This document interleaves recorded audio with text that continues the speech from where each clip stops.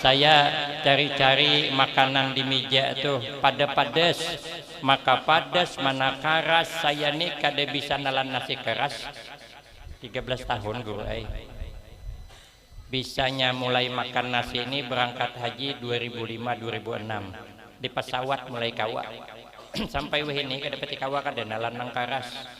Jadi cari-cari mana masakan nang lama. Ternyata ada lauk di dalam mangkok tuh. Mun pelihatan ulun gulai tahu. Bakunyong di situ dua. Julun marah gulai tahu lah. Yang penting lancar urusan talan manalan. Sekali diciduk bukan gulai tahu, otak sapi sekalinya. Bah nyamannya. Inilah istilah anak muda sekarang. Tak seindah apa yang aku bayangkan.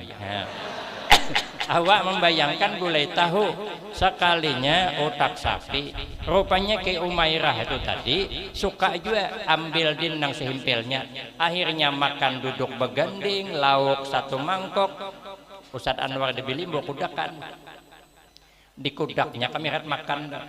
Apa kada tambah gagah kok. Kupikir nanti kalau ditanya malaikat, suahkah makan dengan kayak suah? Mananya? Ah, ini buktinya ada gambarnya.